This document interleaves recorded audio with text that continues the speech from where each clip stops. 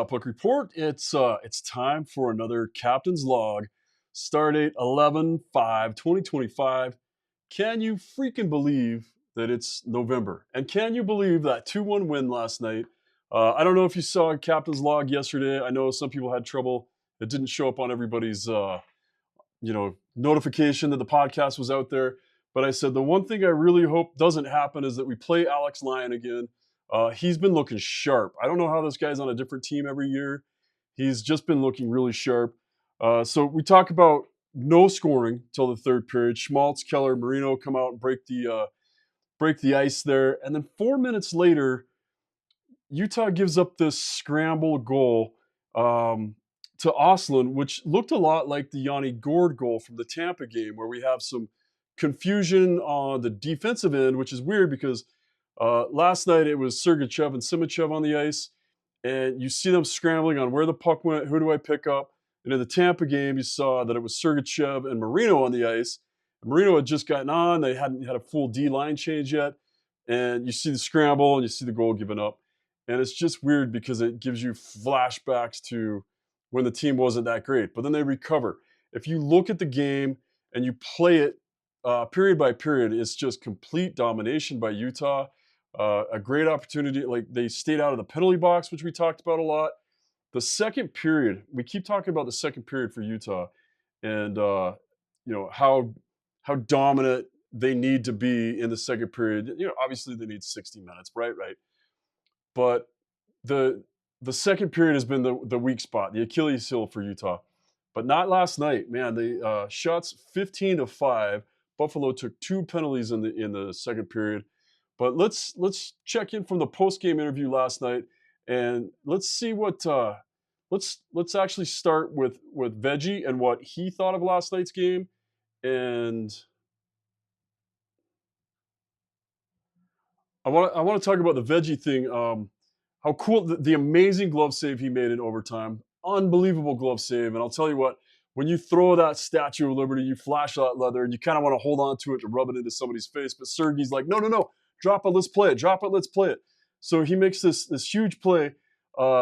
Then Veggie drops the puck. Sergei picks it up, passes it to Keller. You get the game-winning goal in overtime with the assist going to Sergachev, whose brilliant idea it was, who also kind of set a little bit of a pick for Keller to get open when he went in for the game winner. And then it's awesome to see Veggie pick up that assist as well. So let's check in and hear from what Veggie had to say after the game, and we'll go from there. This game started, obviously, it wasn't what you guys wanted to start with, and you got tested very early. Can you walk me through the first period mentality that you had to have? Yeah, obviously it wasn't a good start, but we expected pressure, and I just try to focus for myself, for what I have to do. It was fun to play. Actually, it was a fun game, but we gotta get better for next game, especially at the start of the game. Keller mentioned that you had some communication to him to let him know where he needed to go for that goal and got an assist tonight. Can you walk me through that goal and the game winner? Obviously, they had a scoring chance from the slot, and I just, I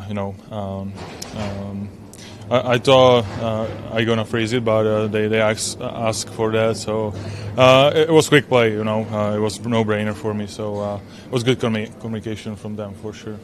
How do you stay calm when there's so many rebound opportunities and a flurry in front of you? Well, it's all about stay sharp mentally and just be ready for another shot. It's simple as that. But obviously, I didn't have that much shot, but it was a good game. But we need to be a little bit better defensively. How do games like this, especially wins like this, help this group keep learning, keep growing, keep maturing from these close ones? I think we learned a lot tonight. It was a big battle for us, so obviously it wasn't an easy game at all. So we just need to keep building on it and just have that good habits and just keep it up. How does a game like today help your confidence? Obviously, pretty well actually. After 2 losses, we just needed to bounce back and just get another win, especially on the road. So well, we started pretty well, and it's the first game from like four road games, so it's a good start.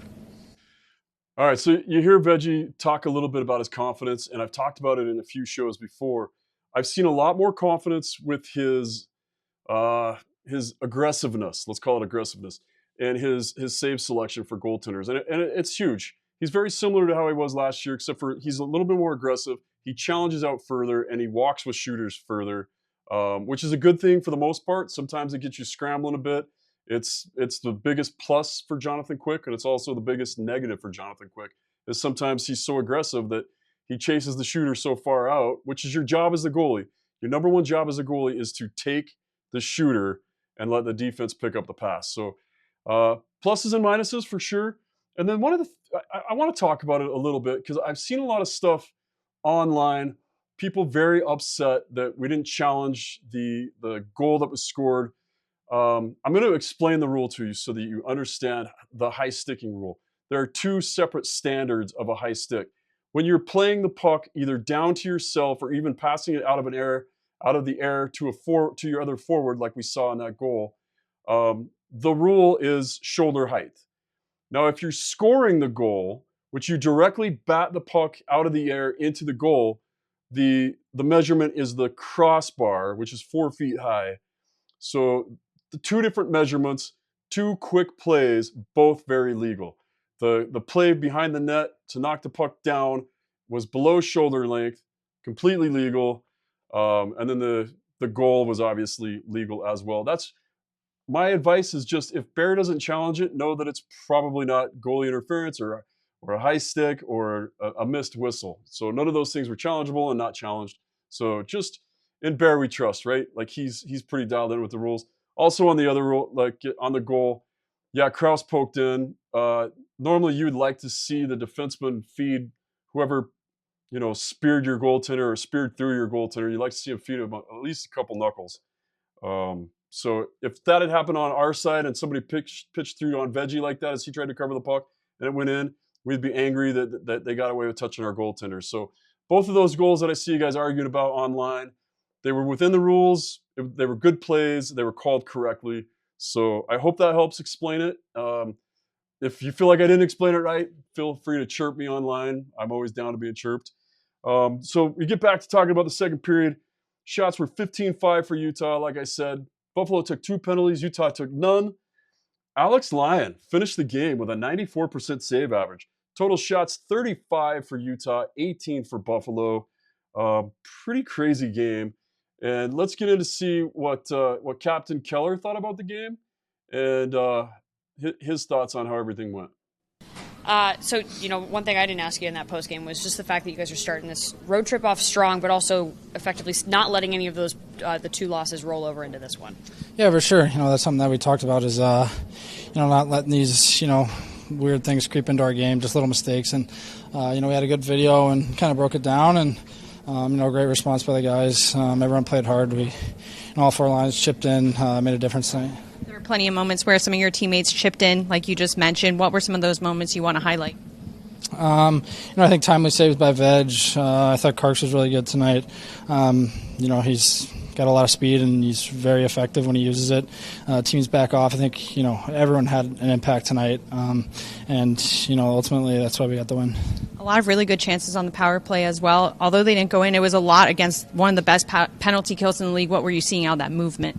Yeah, I think our power play started to, turn the corner and, be effective like we were last year. I think, chemistry takes time sometimes, and I think, we've watched a lot of video and we've talked a lot about it, and, we're doing the right things. We had, some really good looks tonight, and, we're going to continue to, do that and, get better each day, and, those will go in for sure.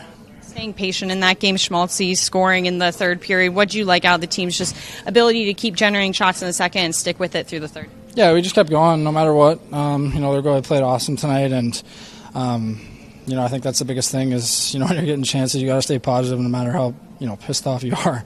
And it's very hard to do, but I think that's the maturity in our team, and everyone as an individual has gotten so much better at. Is there more to the maturity than just what you're seeing from this group as it comes to the emotional factor, especially in games that are this close that late in the game? Yeah, for sure. I think, I've said it a couple times, but just, our mindset on the bench is just like night and day compared to, even just last year. And, we worked at it a ton. And just, I think, a lot of guys that we've added, helps a lot. We have a lot of great leadership on this team that calm us down and, keep you, in the game when things go, crazy. All right, so great mention on the team's new maturity and where we are from where we were last year as a team. The Mammoth have grown a ton. Obviously, they've added a lot more veteran leadership. Now it's not just Ian Cole and Sergachev back there. You got, even with the additions that they made this year, with even Peterka, who doesn't have a cup yet, and Nate Schmidt. Obviously, you got to talk about Nate Schmidt's influence back there. There's more maturity. There's more anticipation of as you get tied up and you're like, hey, we've been here before. We're going to be fine.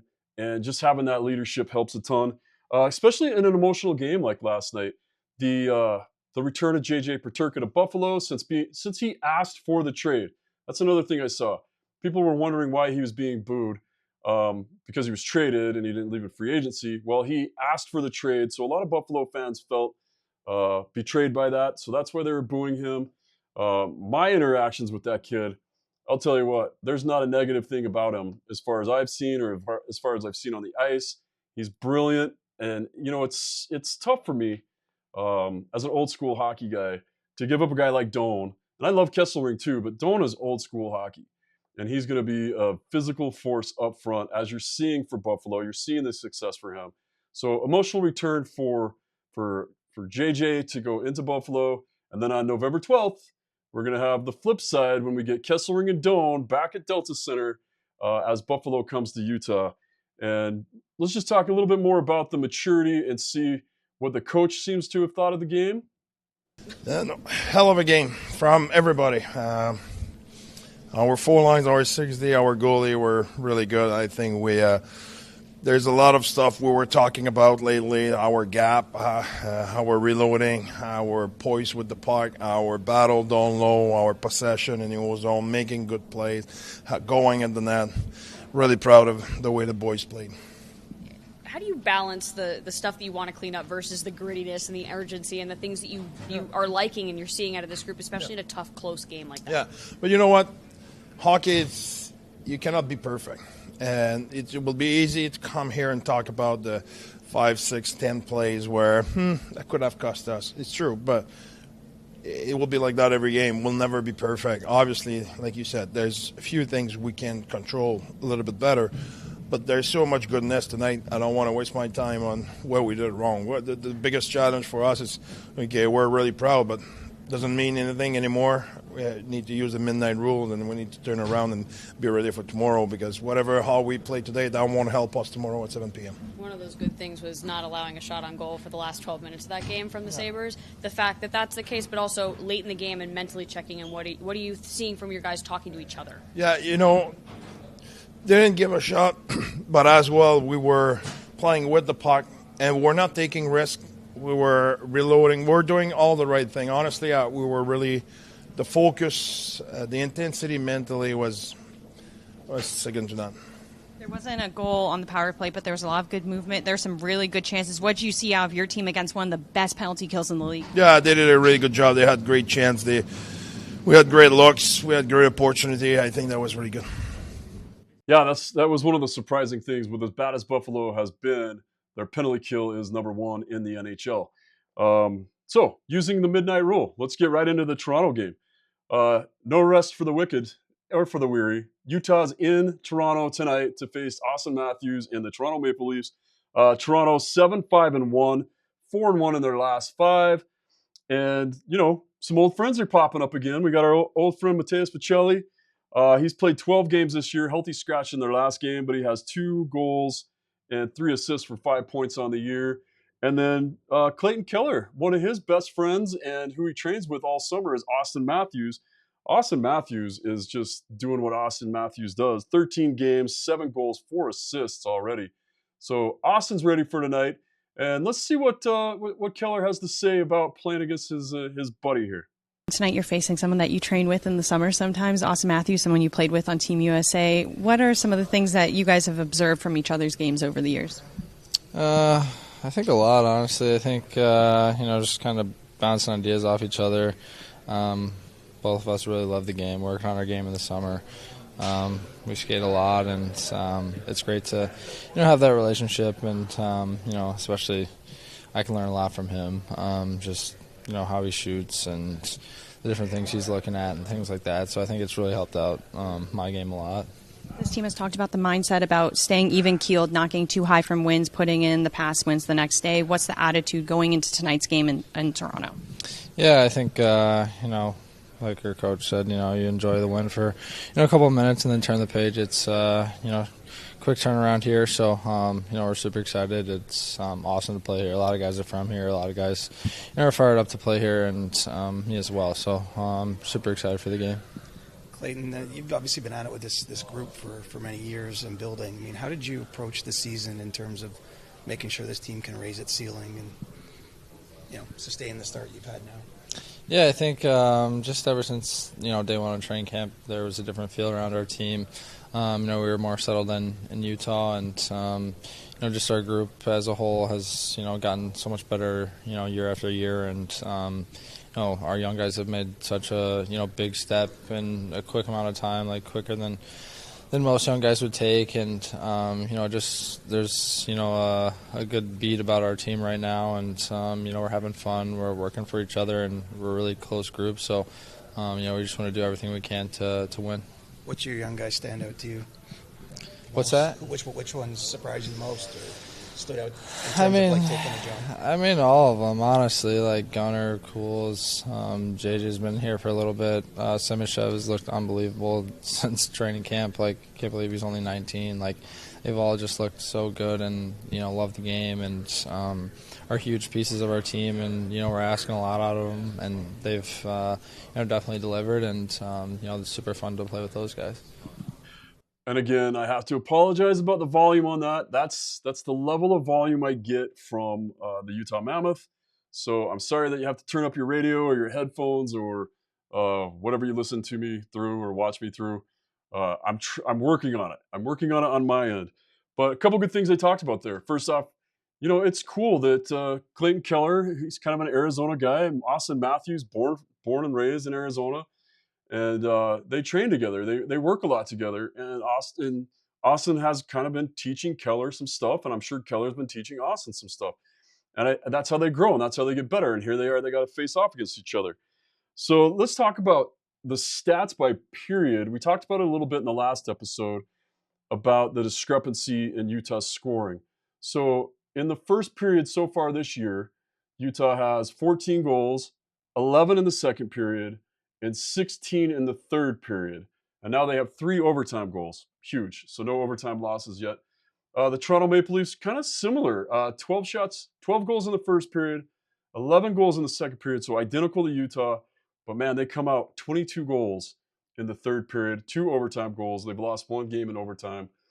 But shots, the Utah Mammoth they've had 123 shots so far in first periods, 143 shots in second periods, and 35 of those being the other night, or 18 of those, whatever. But and then 118 in the third period. So let me just double check my stats here. It was 15 in the second period last game. So they're getting better in the second period. You're seeing more maturity out of the team. You're seeing the things get to where we wanted them to be. And looking at our team leaders right now, you've got Schmaltz with 18 points, Keller with 14, Cooley with 12. Schmaltz is leading with goals. Well, Schmaltz and Cooley actually both have 8 goals. And on the other side, it's Nylander, Tavares, and Nice. Nylander's got 18 points so far. Tavares 16 and Nice with 16. And Austin Matthews leads the team with 7 goals. So if you want to talk about goaltender matchups a little bit, it gets a little interesting because I would not be surprised if we see Vanacek tonight. So Vanacek has played 6 games so far. He has the 1 win, 3 losses, 1 overtime loss. 2.91 goals against, and an 88% save average. So with a back-to-back, I wouldn't be surprised to see Vanacek, but I also wouldn't be surprised to see if Veggie goes again. Last night helps Veggie's stats a little bit. In 6 games played, 3 wins, 2 losses, one. He's 2.97. Those are his stats against Tampa, or against the Toronto Maple Leafs. Current stats. Let me give you the current stats. I don't know why the stats were messed up like that. Let me give you actual stats here. Stolarz will probably be going for Toronto. He's played in 10 games so far this year, averages 3.12 goals against, has 5 wins, 4 losses, with an 89% save average. So a little less than you expect.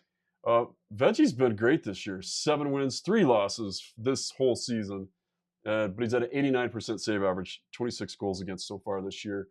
So that's it. Big game tonight. Coach is going to be excited about it.